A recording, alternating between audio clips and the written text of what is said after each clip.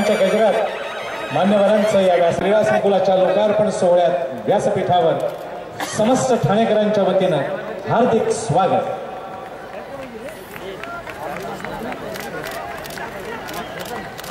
या ठिकाणी सन्माननीय शरदचंद्रजी पवार साहेब यांच्या उपस्थितीच्या वतीनं शरदचंद्रजी पवार साहेब यांचं स्वागत।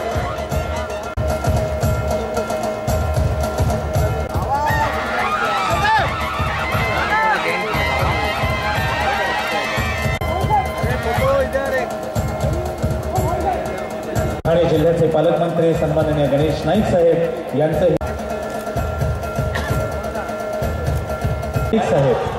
यांचंही स्वागत करण्याची मी संजय भोईर यांना विनंती करतो। यांचं हार्दिक स्वागत। राष्ट्रवादी काँग्रेसचे कार्याध्यक्ष खासदार आनंद परांजपे यांनाही या ठिकाणी स्थानिक नगर ॲडव्होकेट निरंजन डावखरे साहेब यांना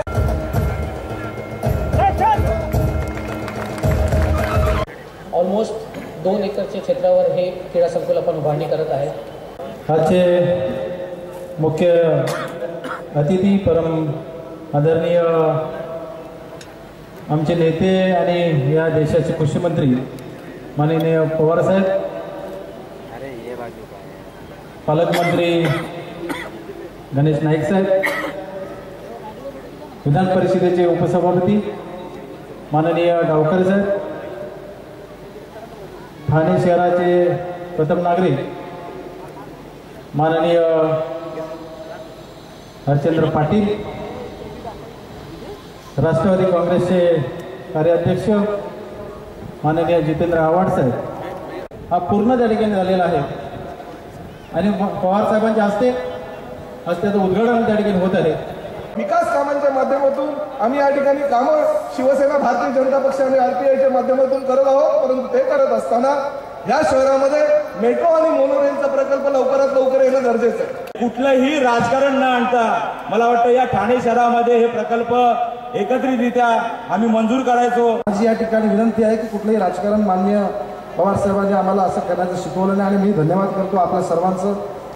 आणि ज्यांनी माझं आणि प्रताप सरनाईक दोघांचं आयुष्य घडवलं ते माननीय शरद पवार साहेब, पालकमंत्री माननीय गणेश नाईक साहेब, माननीय वसंत डावखरे साहेब, श्रीयुत संजीव नाईक, आनंद परांजपे, या नगरीचे प्रथम नागरिक महापौर हरिश्चंद्र पाटील, माझे मित्र एकनाथ शिंदे, माननीय राजन विचारे, माननीय प्रताप सरनाईक, माननीय विरोधी पक्षनेते श्री हनुमंत जगदाळे, श्री नरेश बसके, सॉरी मी राजेंद्र गावितांचं नाव घ्यायला विसरलो, माननीय राजेंद्र गावित, या नगरीचे कमिशनर श्री असीम गुप्ता आणि उपस्थित बंधू भगिनींनो, खरं तर मी भाषण करायला उठणारच नव्हतो कारण का साहेबांनाही लवकर जायचं असतं, पण प्रसंग असा आला की उठवाच लागलो। काही गोष्टी खरं तर व्यासपीठावर बोलायच्या नसतात, पण कधी कधी वेळ येते आठवण करून द्यायची। सरनाईक साहेब, तुम्ही माझे मित्र आहात, जरूर आहात, चिरंतन काळापर्यंत राहाल। तुम्ही फक्त आमदार माझ्यामुळे झाला नाहीत, परिवहन सदस्य माझ्यामुळे झालात।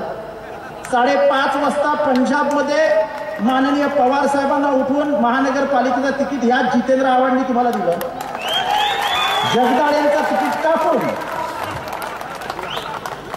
त्याच्यानंतर 2002 साली बदललेल्या मतदारसंघात परत तिकीट मीच तुम्हाला दिलं, त्याच्यानंतर सातत्याने स्टँडिंग कमिटी मीच तुम्हाला दिली, तेव्हा नंतर बदललेल्या मार्गाने तुम्हाला काय मिळवलं असेल तर त्याच्या मागे जितेंद्र आव्हाड आहेच, हे कृपया कधी विसरणार नाही। ही जी तुम्ही भूमिका घेतली ह्याच्याबद्दल मी आपला आभारी आहे।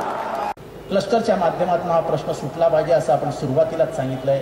आपण मुख्यमंत्र्यांची चर्चा करून लवकरात लवकर क्लस्टर द्यावं ही मी आपणास ठाणेकरांच्या वतीने विनंती करतो।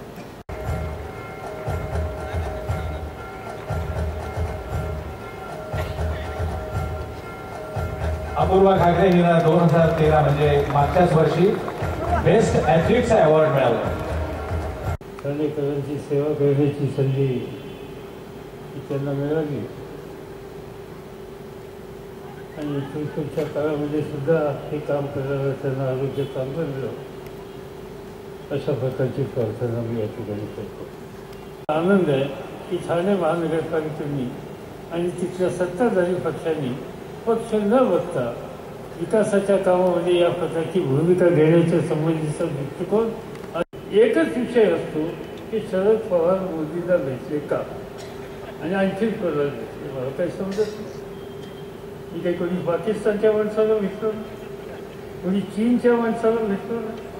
या देशातल्या लोकप्रतिनिधीला कुठल्याही राज्यामध्ये जाऊन भेटणं ही जबाबदारी आहे आणि ती जबाबदारी त्या ठिकाणी पाडली पाहिजे. आणि ती पाळत असताना शेवटी या देशातल्या सर्वसामान्य माणसाच्या हिताची जपणूक करणं आणि या देशाच्या वेगवेगळ्या भागाला विकासाच्या संबंधीची संधी प्राप्त करून देणं ही जबाबदारी लोकप्रतिनिधींची असते.